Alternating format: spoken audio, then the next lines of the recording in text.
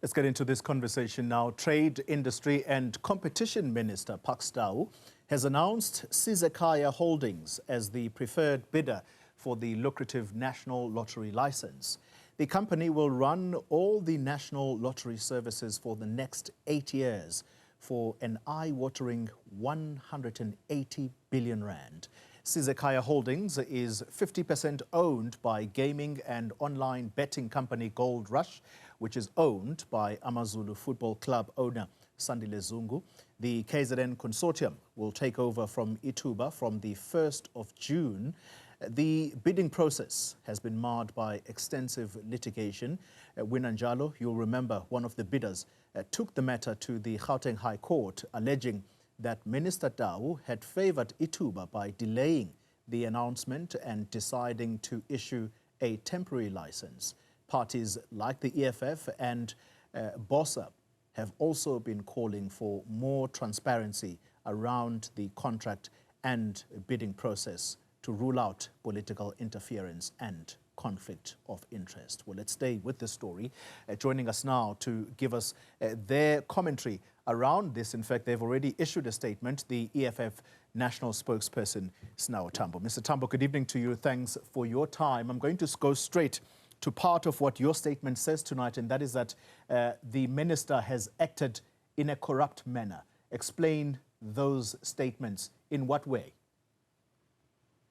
Greetings, greetings to the viewers. Look, we feel that the minister has acted in a corrupt manner because if you remember, you and I had this conversation, I think just last week, if not a couple of weeks ago, about the possible corrupt interference by a bid evaluation committee member, two bid evaluation committee members rather, who are part and parcel of the awarding of this 180 billion tender to Sizekaya, which is a subsidiary of Gold Rush Consortium. One having attended the 25th anniversary of Gold Rush Consortium's gala dinner, and another owning machines which belong to Gold Rush Consortium in their establishment in the city of Itswana.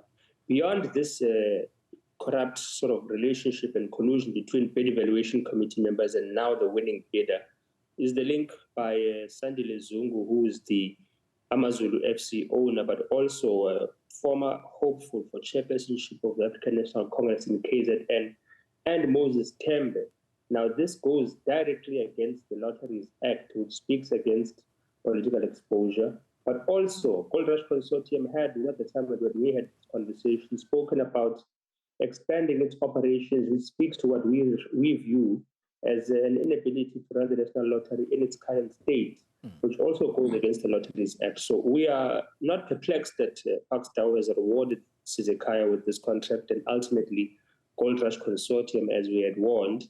We are perhaps amused at the brazenness of the corruption by Pakstau to do so despite our warnings. And we have been in consultation with our legal counsel this entire afternoon, and I expect that we'll have something quite major to announce to block this decision by tomorrow. Well, let me tease out some of what you have just said now, that a major announcement could be forthcoming from the EFF. You say that your lawyer, whilst they looking at all of this with a view to possibly bringing a judicial review of this decision, you also may possibly bring forth the interdicting of the awarding of this contract. How serious are you about that last bit, the interdicting of the award of this contract? Look, let me put it this way. It's as serious as my membership of the EFF that it is highly likely that the economic freedom fighters will interdict this process. The unfortunate part, and we say in the statement that our legal options are not limited to this possible interdict, is that this contract is supposed to be awarded on the 1st of June 2026, which means there's just about 2 days for this process to reach resolution or for us to take it upon judicial review. Now, the concern that all South Africans should have is what impact this will have on the National Lottery and its duty to the people of South Africa, which includes funding of worthy beneficiaries of grants in terms of sporting institutions, institutions that uplift communities, infrastructure projects that it is involved in as well. Because the National Lottery is not only about gambling, but it has those statutory obligations of providing funding to institutions that uplift society and provide money to where these small and medium-sized enterprises. So our concern is, what is that going to mean in terms of consequences for the functioning of the National Lottery? Will the former operator be given an opportunity to continue? What will be the mechanism in terms of continued operations? And that is the type of conversations we're having with our legal team.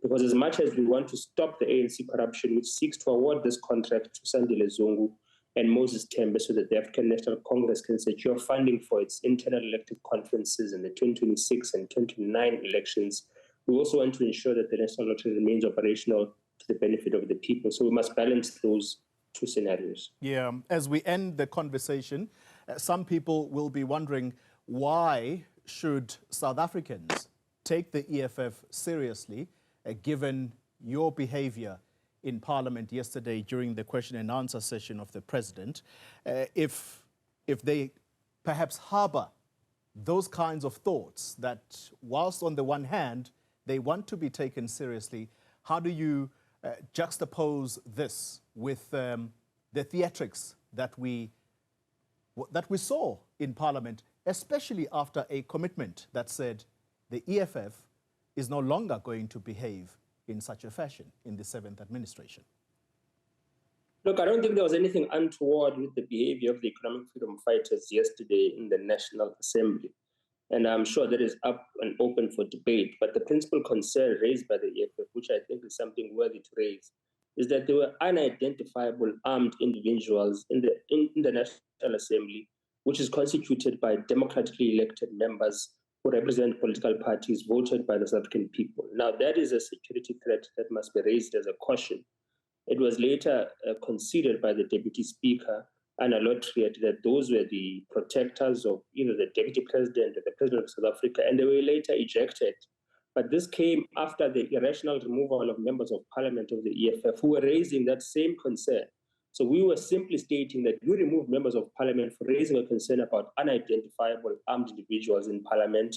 And now that you've been able to identify who they are and the impropriety of their presence, bring back those members of parliament who raised those concerns. So there's nothing necessarily untoward that the EFF did yesterday. I don't think it's a backtracking or betrayal of the commitment to be a positive and constructive opposition. It's one of those things that were unnecessary and that should have been handled differently by the Deputy Speaker. And we have advised her as well, not following the footsteps of the likes of Malega Mbete or Newzroom Afrika with impatience and brutality in presiding over the House. And I'd love to see it occurring moving forward. Snow Tambo, thank you very much for your time. National spokesperson of the Economic Freedom Fighters.